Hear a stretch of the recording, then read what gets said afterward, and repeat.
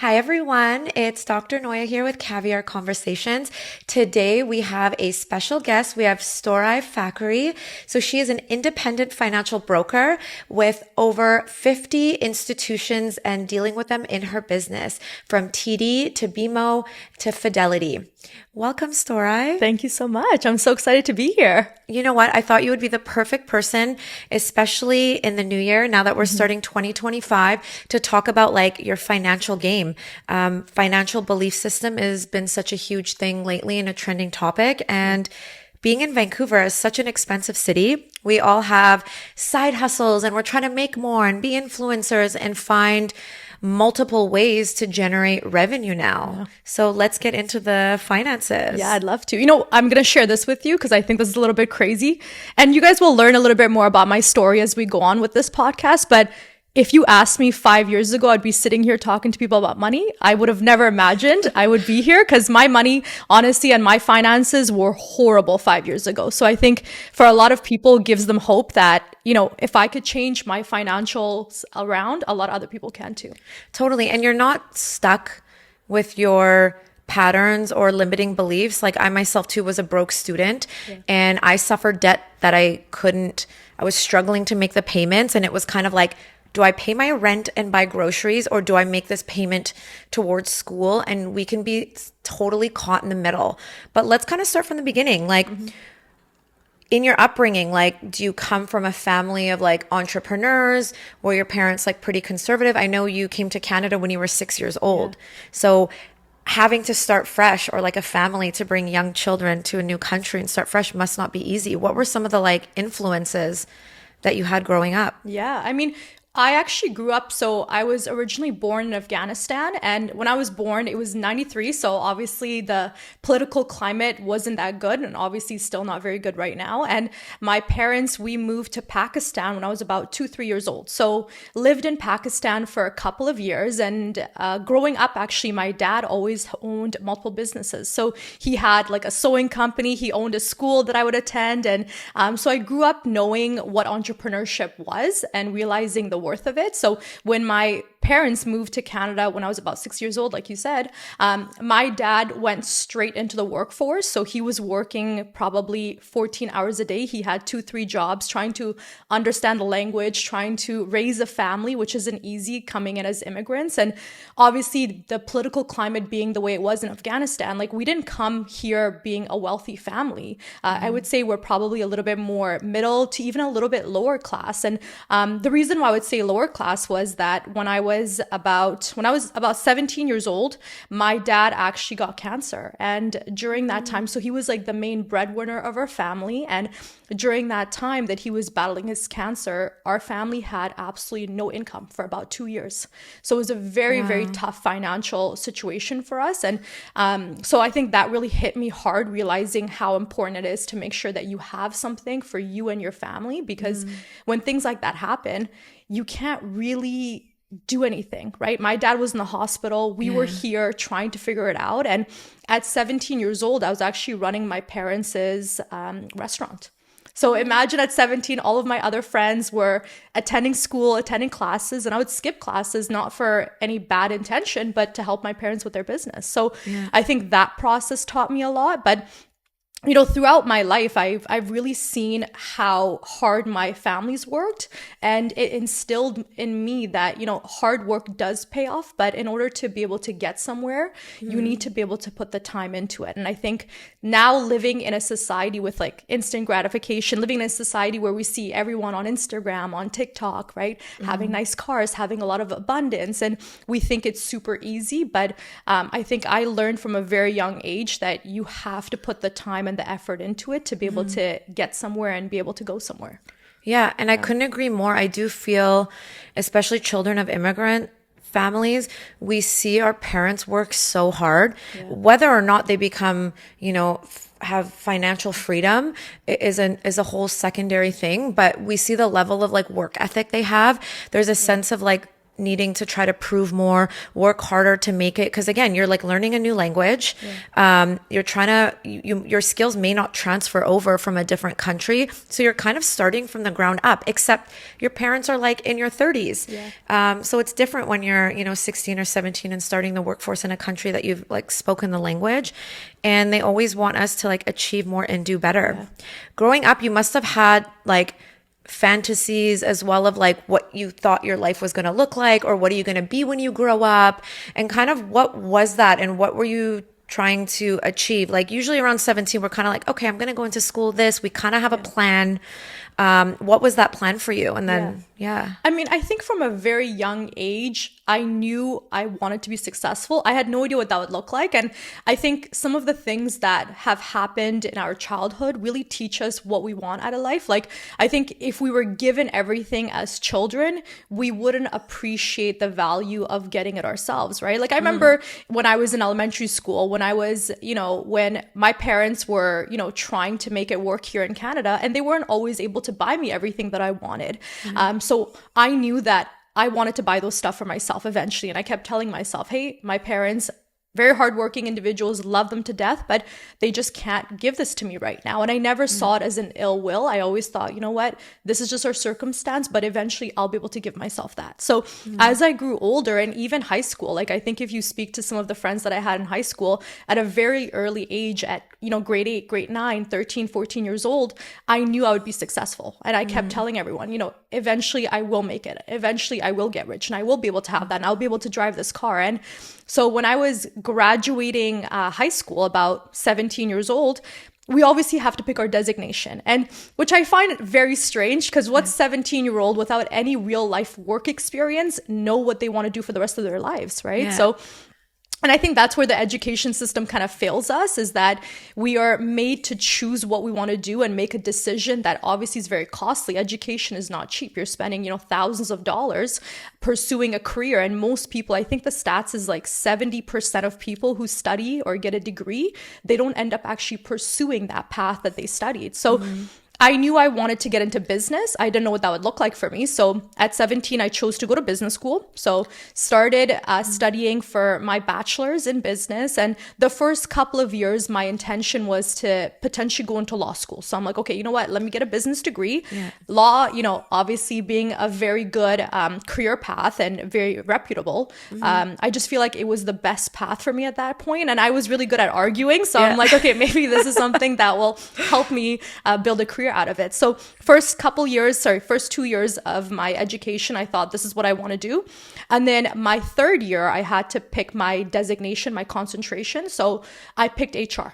And it was for no reason other than the fact that it was just the easiest one that I could pick. And it would help my GPA to be able to get to law school, because I'm like, everyone does marketing. I honestly back then thought finance and accounting was so difficult. Like I had a tutor for all of my math and accounting classes. And I'm like, there's no way I could ever make a career out of this. And I also didn't really understand what finance and accounting were. Like, I just thought it would just be something really boring. I would sit behind a computer all day. So just, it wasn't for me. And so chose HR, ended up graduating. And while I was studying for my LSATs, because still I really wanted to go to law school, I decided to get a job in HR. So let me get a little bit of work experience. Let me start kind of building towards my resume. So when you're applying for law school, it just looks good that you have real world experience. So was working in HR for the first couple of years, and then I realized that maybe law school wasn't going to be the path for me, and it was just because I started just looking around and looking at what the life of a lawyer looked like, right?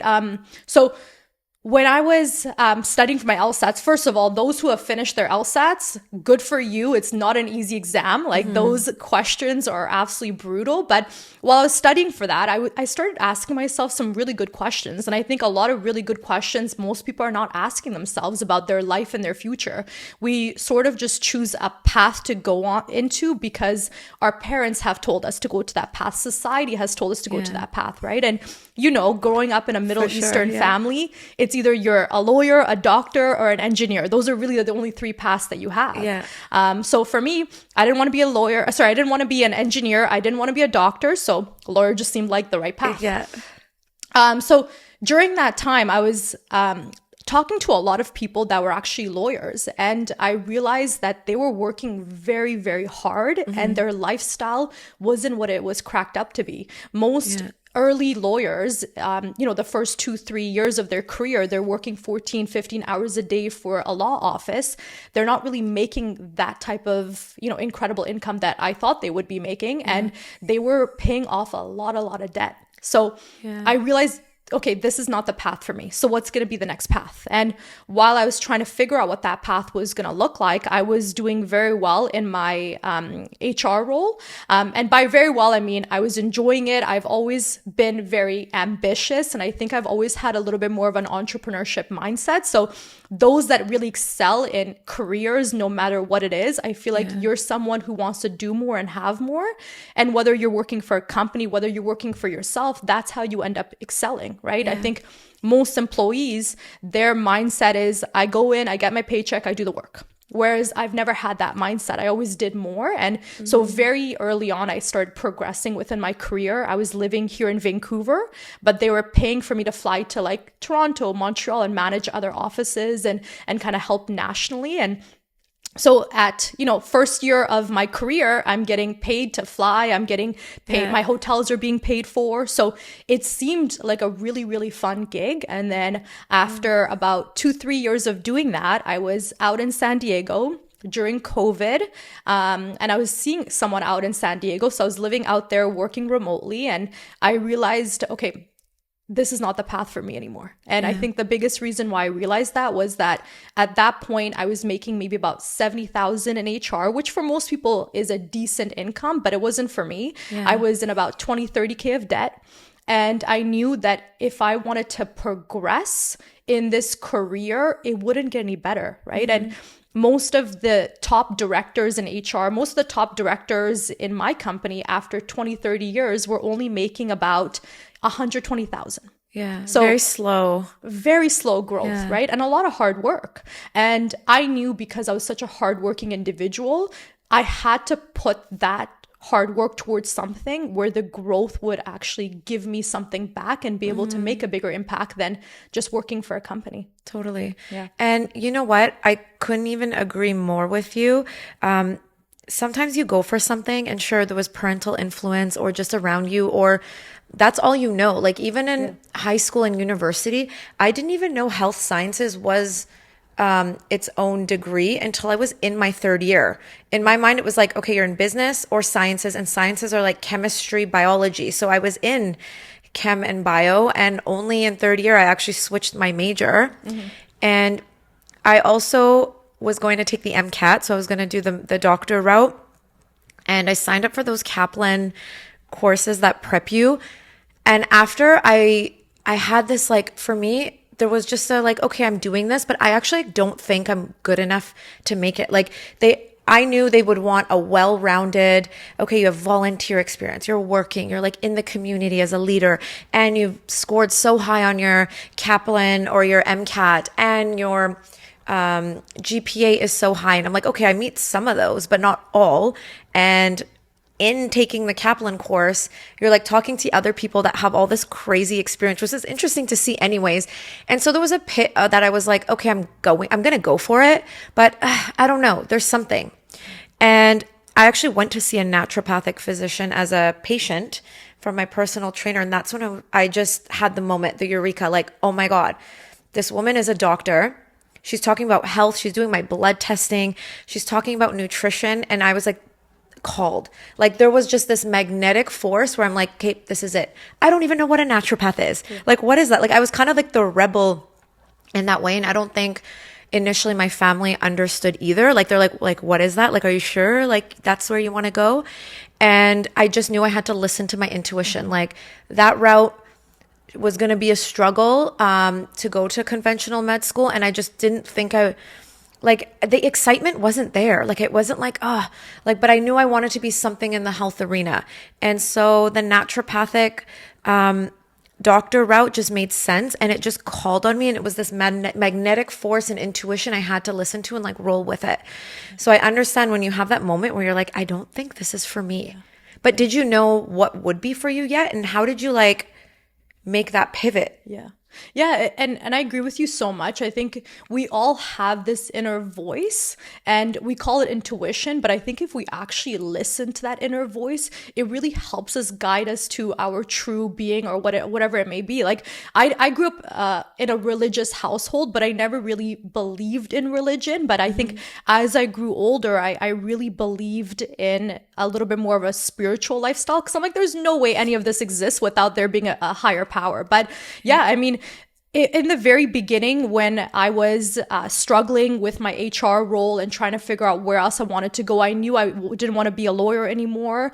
I actually didn't know what the future was going to look like for me. And I think what I realized at that point was that I just have to try different things and see what that path would bring me. I think a lot of times, and like nowadays, this notion of like manifestation is so popular that like you just have to sit and whatever you want, if you think about it, it'll just come to you. And I never believe that. I'm like, we have to be able to make some moves. We have to take some action for it to come. So I'm like, you know what, if I just try different things, eventually the right thing will fall on my lap. So this was back during COVID in 2020. So, e-commerce was such a big deal, right? It was during COVID, everyone was going online. So I'm like, you know what, let me just do some drop shipping. That was like the new thing back then. So drop shipping, essentially, for those that don't know, you are buying products from like, let's say Amazon or like from a certain retailer and then selling it on your own website for a higher price. So it was a very popular thing, but it just wasn't really for me. I didn't really enjoy it. I didn't understand the coding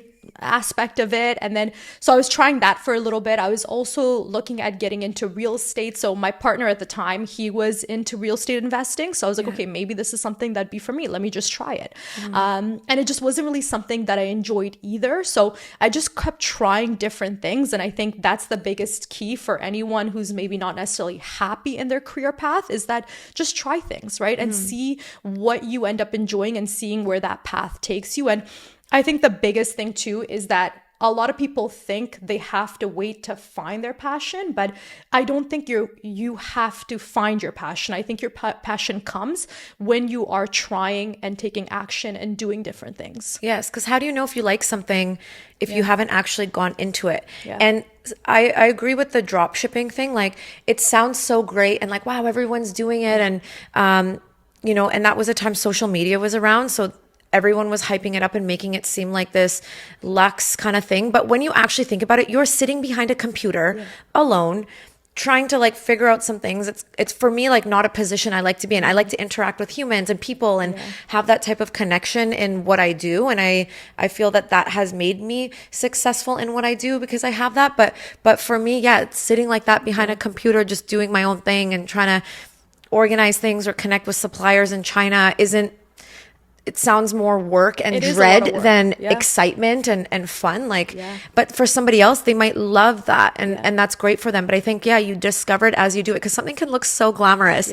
And then you get behind the nitty gritty and you're like, you really have to like love it to do it, or just be dedicated enough that like, hey, this is a stepping stone into what you want to do. And the biggest thing that you said is that it looks glamorous, and most people don't realize is that those people that are really good at drop shipping or who make like $1 million a month, they make more of their money from selling courses, not necessarily from doing drop shipping themselves, right? So I think that goes back to something that we've been kind of talking about, is that you got to really ask yourself some really quality questions of like, okay, what is this person actually really doing? And understanding, like you said, the nitty gritty of what that industry looks like, what that path actually looks like before doing it, because everything does look great on the outside. But when you actually see the truth of what it is on the inside, it may not be something that you actually want to do. So when I found out that, with a lot of these drop shipping experts or gurus, they were making more of their money from just selling these courses. And we bought into those, but really the actual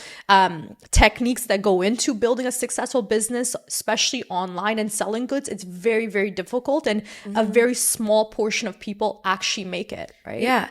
And I think it's kind of difficult because it kind of is very defeating. And I think we're at a time where we're like very hard on ourselves, because we look at Instagram, and Instagram is kind of portrayed as this is the life you can have, and you can have a private jet and drive a Bentley and look so cute and have a Birkin and just, frolic around and take photos, and it's not real. And when trying something and realizing it's so much harder than it's portrayed. Yes, people that are like masters and excellent at things, I think they make it look easy, but you're not seeing the years of work or the stuff that it took behind that, or they might not also be divulging all the things they do. Like you talk about quality questions and really creating your life. And that's a lot of like mental and psychological like work that we're doing, and even that work is not easy to do in rewiring your like money beliefs and patterns. They say a lot of people that make their first million, well, they struggle to keep it because making it is one thing. Feeling like you're worthy of that million and being able to maintain it and grow it is a whole different thing. So we always hear about millionaires when they first made their million, they lost it within a year and weren't able to maintain. And then they had to make it again. And they had to learn those patterns of like, why is it that they can't keep it or grow it? Or every time somebody saves up to a certain amount, they end up blowing it all and they're back to square one.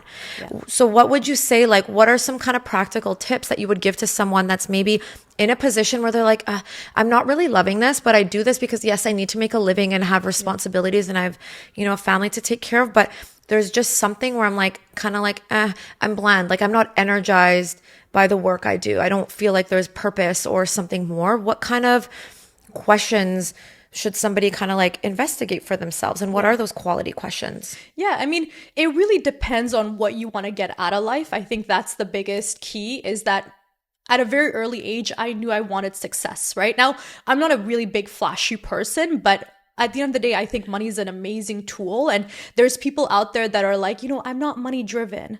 And I think that's a big cop out. I think when you're saying I'm not money driven, you just don't want to work hard to get the money, because sure, you don't have to be money driven, but use that money to give to charity, to give back, right? So I think money is a big tool. And I think for everyone, the path should be to be able to make enough money to help themselves, help their family, and be able to give back. So for me, it was always about making a really, really good income to be able to help myself, help retire my parents, and be able to give back. I'm a big believer of, animal rights, and I'm a big believer of making sure that, we're taking care of, our animals and taking care of the people around us. So I do want to really give back to all of that. So I think that the biggest thing that I really learned, and the biggest thing that I was asking myself, was that, what is it going to look like for me when I'm going down this specific career path? And is it going to be something that's going to fulfill me long term? So let's use my story as an example. So when I was in HR, first of all, the day-to-day work, I wasn't really happy about it. It was the same kind of work. It was the same mundane work over and over again. So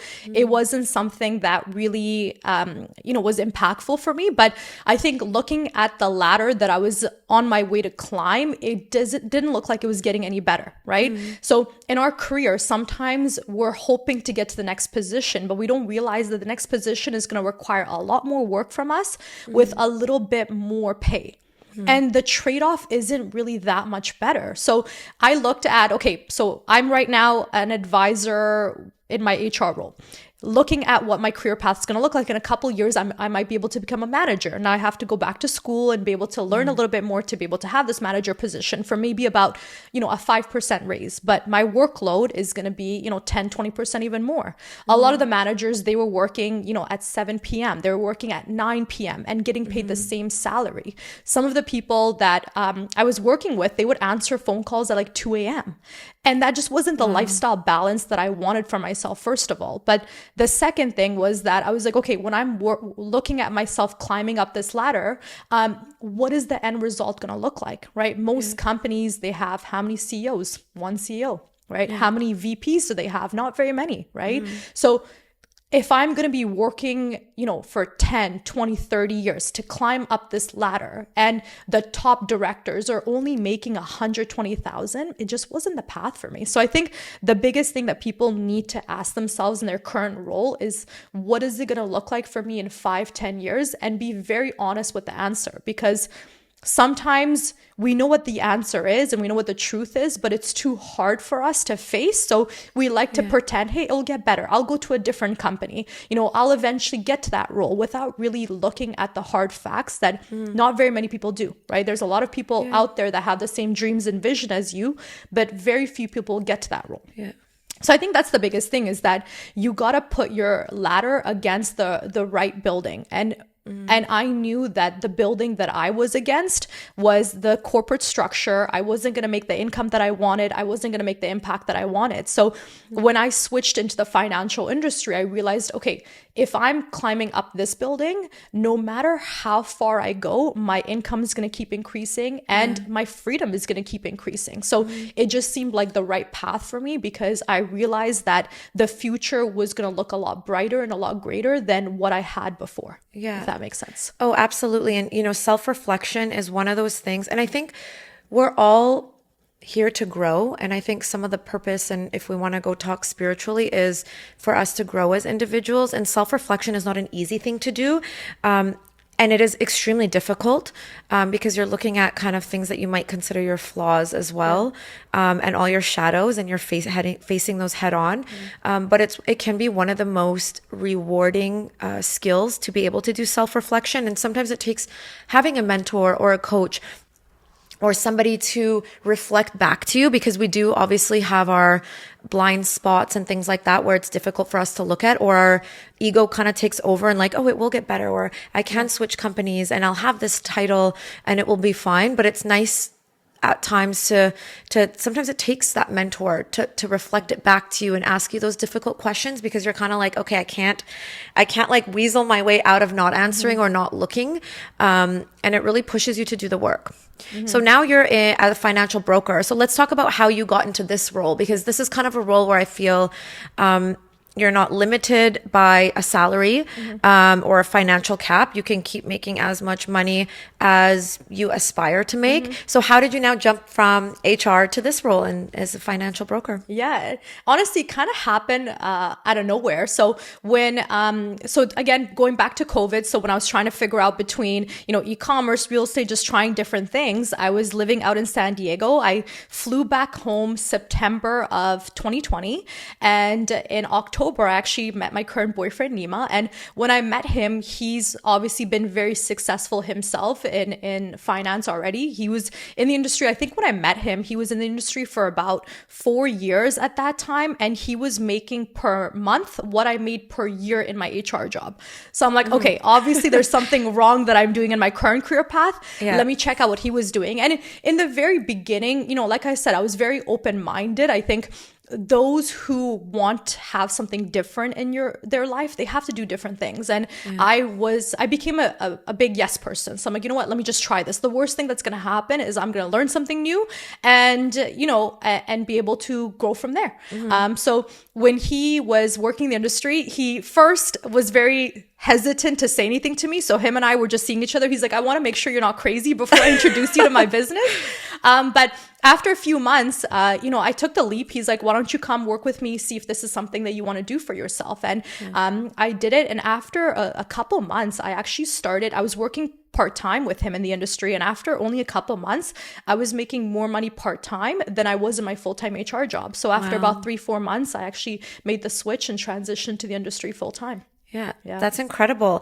And in the model that you have as a financial broker, you also do like train and take on other advisors and things like that. And how does that kind of roll? Like, do you go out and find and recruit advisors? Do people come to you and say, hey, are they typically clients that maybe are in that position of like, should I stay at my current job? Should I strive for something else? I don't know what to do. Do I go back to school?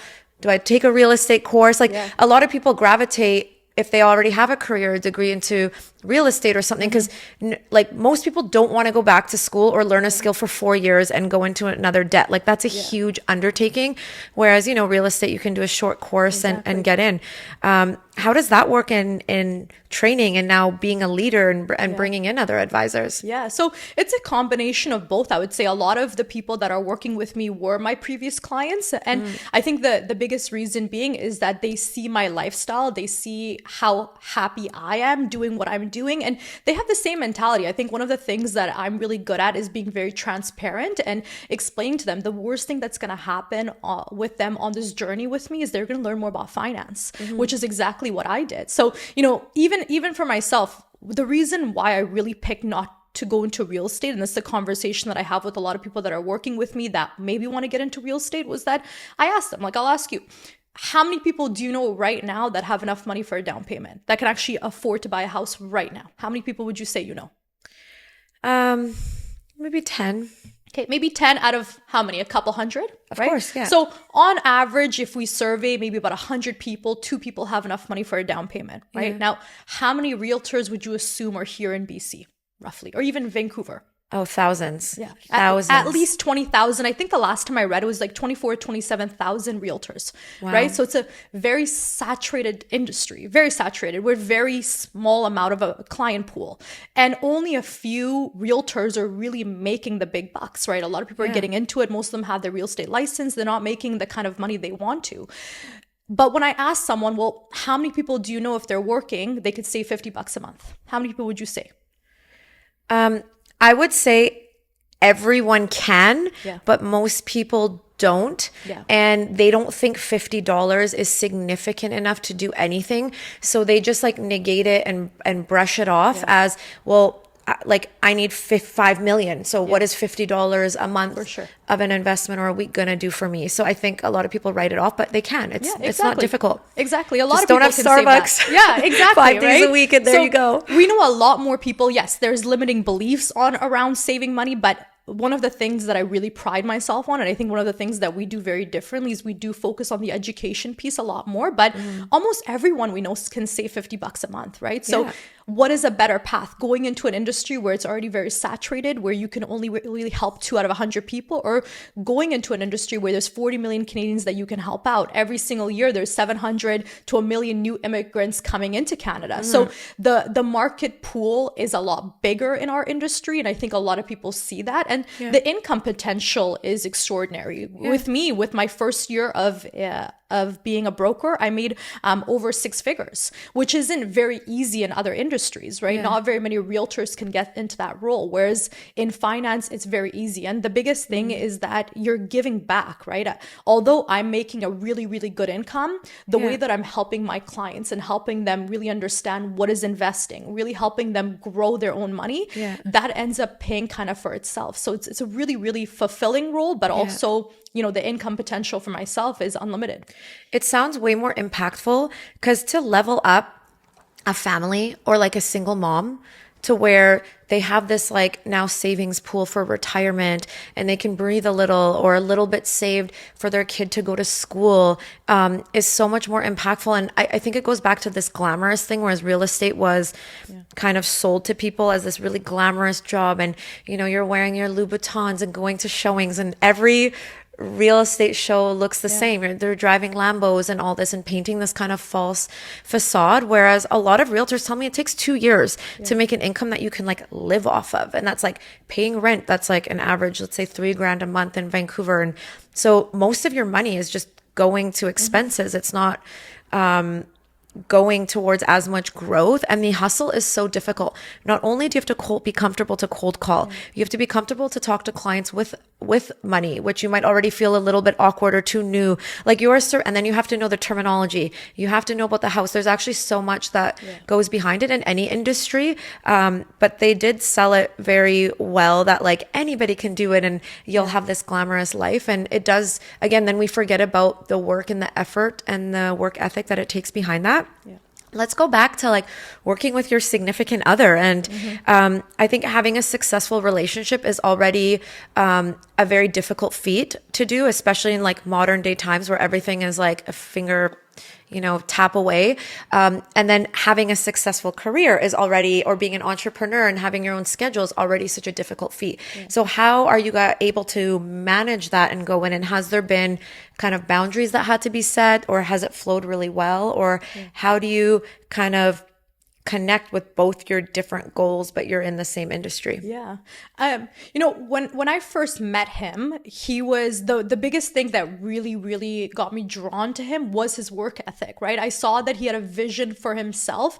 And I think as women, especially as women that are ambitious ourselves, we want a man who does have a dream, who has a vision outside of us. And when you're watching someone really be dedicated to making themselves better and growing, it's very easy to get gravitated to that. So for me, I was really gravitated to what he wanted because his vision was big enough to fit my vision in, right? Whereas I think a lot of people get into relationships and they don't really understand what they want at the end of it. Like, I knew what I wanted with my life. I knew where I wanted to be. I knew what kind of family I wanted to have. And I think because he had a very similar vision to that, it made it really easy. And I was okay working hard, right? I think sometimes we get into, and there's so many, women talking about this in podcasts, where is that, you're the prize. And I do believe I'm the prize, but I think so is he. Right. Yeah. And I think a lot of women think that the man has to be the main breadwinner and they have to give you everything and you can just be an amazing housewife. And if that's something that's really for you, amazing. But you have to find a quality man that wants to give that to you. Right. And I think in the beginning, him and I really did butt heads a lot because he was a very strong person wanting to pursue his career. I was a very strong individual wanting to pursue my career. And we would butt heads a lot because I'm like, you can't tell me what to do. Like, this is my path. But I think after a short while, I realized that in a relationship, one person has to lead. And I knew for the dynamic of the relationship that I wanted, I had to let him lead. So I kind of let him take the role, let him lead. And I really just became a follower. And I think the biggest misconception is that as women, if we're allowing the men to make the decision, it speaks poorly on us. And I don't believe that at all. Like, I think I make a lot of really amazing decisions. I run a really successful business, but in my relationship at home, because of the dynamic that I want to build, I really let him take the lead on it. And he does a really great job, right? And I think that's the biggest thing, is that you have to understand and you have to decide what you want for yourself, and you pick a man that kind of fits that mold. And I think it just comes naturally. But in the beginning, it was definitely really tough. We were fighting, we were arguing a lot, and it was just more based on like our differences. You have two people coming together and living a life together, and they've lived very separate lives. So it was very difficult in that sense. But I think the one thing him and I had going for ourselves is we both had a really strong work ethic. So the work never was impacted. It was just our personal relationship that was going through the ups and downs in the beginning. Yeah, for sure. And I feel like it takes that groove because it's two people coming together. And one of the Gottman kind of books about marriage and relationships was mentioning like, each person has come into a relationship and they had their own vision, their own dreams, their own aspirations that may be unrealized at the time you get together, but they're there floating in their head. And as a partner, if you can support your partner's vision and goal that they might have had before you, and they can support yours, I think that's a very beautiful thing, because you're not saying, hey, you can't achieve your goals and you can't achieve your dreams, because then you're taking away from the relationship, or then your time is taken away from the relationship. But kind of working together and meshing those things together where both partners can feel supported, that they get to explore their potential, or kind of even that nagging feeling that was like, oh, I think I should do something more, and being able to like play and explore and have that adventure to go after that.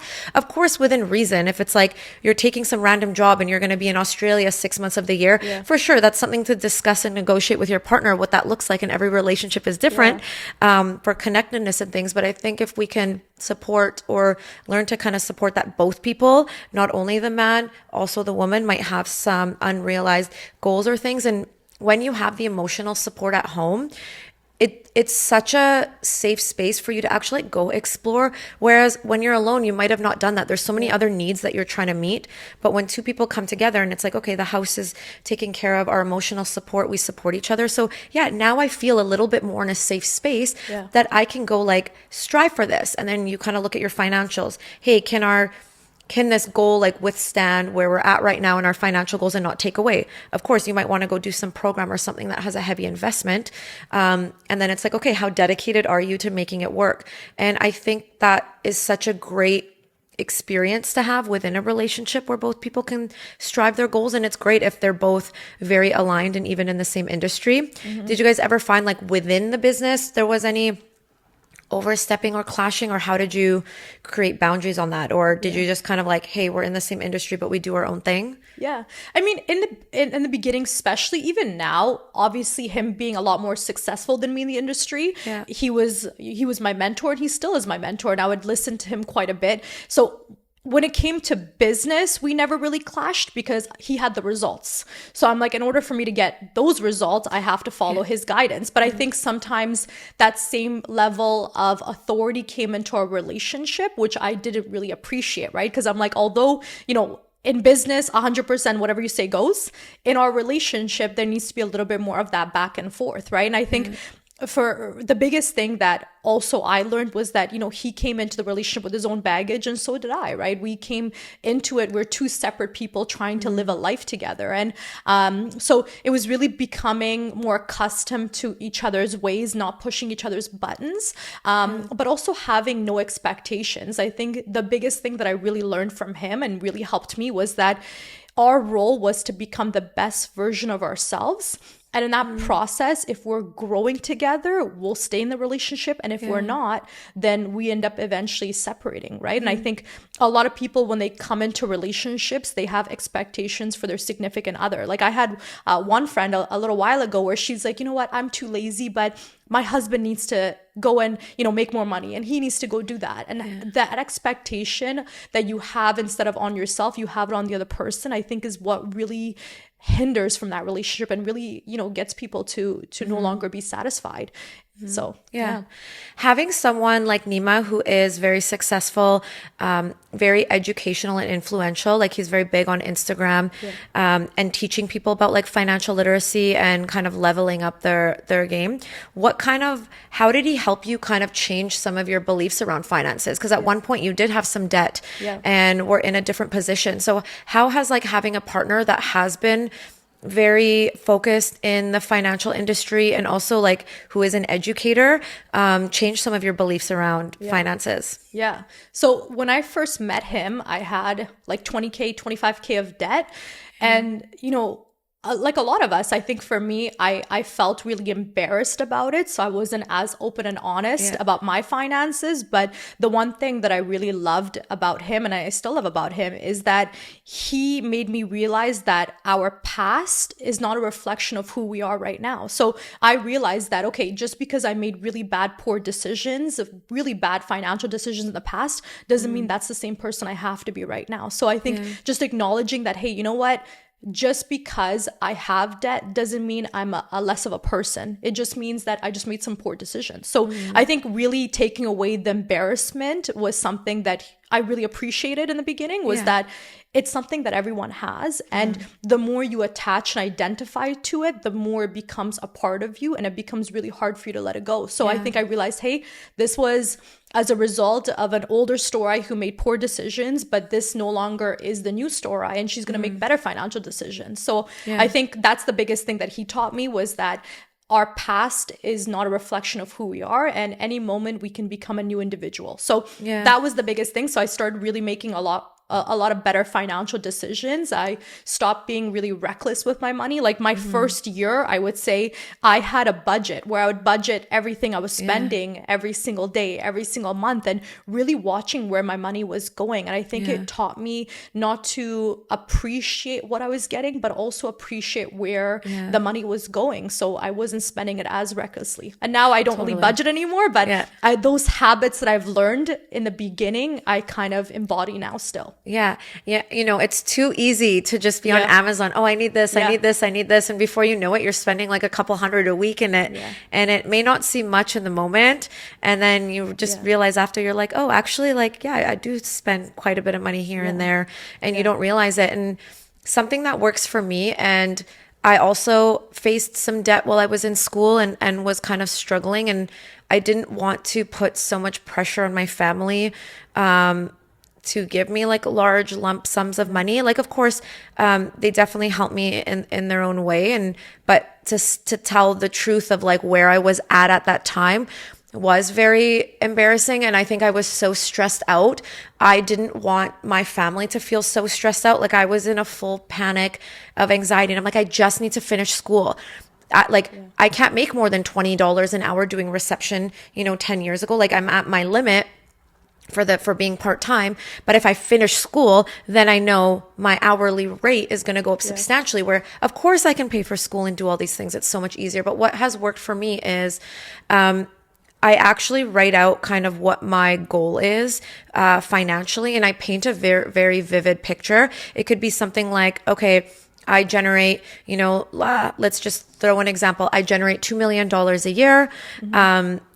Having a clinic in Yaletown, and I live in a 5,000 square foot home in West Van, that, I'm able to pay the mortgage with ease and put a higher than 20% down payment, whatever that may be. So as I'm writing this out, and I usually have a little bit of music, I start writing my resistance, because instantly there's like but like, can you afford that? And like, actually, no, I would need to make more than 2 million. And what does that look like? And, but then there's property tax. And you start having all these like, like I need more money, or I'm going to have more debt, and these fears. And I actually start listing out all those fears that come up and just put them pen to paper to really clarify kind of like, that's like the shadow part of me, or like the part that has doubts rising to the surface. And instead of just shooing them away like, it'll be okay, I write them down and kind of face them head on. And then I go through them, and I actually do a little meditation picturing worst case scenario. Like I'll be like, okay, so what happens if I did put, let's say 20% down on a home, and this is my mortgage, and what if I'm tight? Like, then what? And then then what? And then what if I have the people coming after me and they're going to take away the home because I can't afford it? Then what? And I literally kind of play it out until it's so ridiculous that you're like, okay, no, like that's crazy. Like no creditor is going to come after me with like a knife being like, I'm taking your home away and crane it away and like just demolish it. So then you kind of get to a point where like, okay, it's not that bad. That's just like my fear coming up, and it's natural to all have those fears.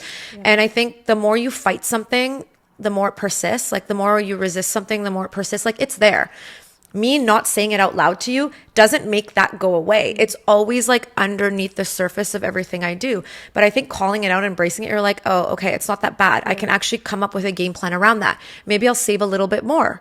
Or maybe I'll buy a different house, or do something that within budget, and then plan for something in the future. So I find like I do with whatever goal I have. In January now is kind of one of those months of like reflection and future forecasting. And I'll do that for like all areas of my life. That could be relationship, career, family, friends, what that looks like. And then like the resistance that comes up, because this whole like, just only think positive and positive thinking. Well, us humans are not naturally just positive. Like we carry both with us, and holding that like, we have one side of us that has these like positive traits or goals, but there's also this negative kind of fears and doubts and self-esteem, and kind of connecting those together, I find then keeps you so neutral. Yeah. Just like you were saying, okay, that doesn't mean like that's who I am as a person, that I made financial choices, and I don't have to be my past and have this run fear like, oh, I have debt. It's like, no, I'm going to create a new future for myself. And the more neutral you are about money, like it's just money, it's just energy.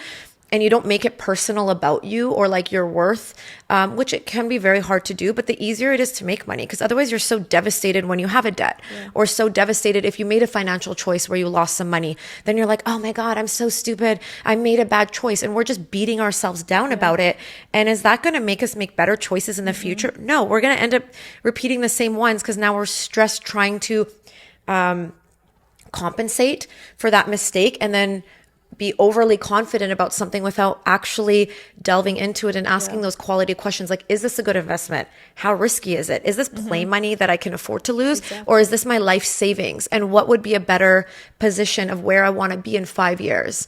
And really utilizing those questions. So I really like that, asking the quality questions and doing that type of work behind the debt versus just making yourself bad and wrong for it. Exactly. Yeah. No, I agree. And I think so many of us, we think when we have certain thoughts that they're our thoughts, and it's not. A lot of it's just habitual. A lot of it just, our thoughts just kind of float around, and we get to choose which ones we want to believe and which ones we don't. And so what you're doing is actually a phenomenal exercise, is writing down those thoughts and playing it out, and realizing that they are sometimes quite ridiculous. We don't have to believe just because it's a thought we've had doesn't mean it's something we have to hold on and believe. And when you're writing it down, when you're exercising these rituals of writing your goals, it's actually super, super powerful, because I think most people fail that a lot of the things that we have around us have come from our imagination. It's come from our vision, right? Like, who would have thought we'd have been able to have like a little device that has Wi-Fi attached to it, these invisible rays that we can't see, but we can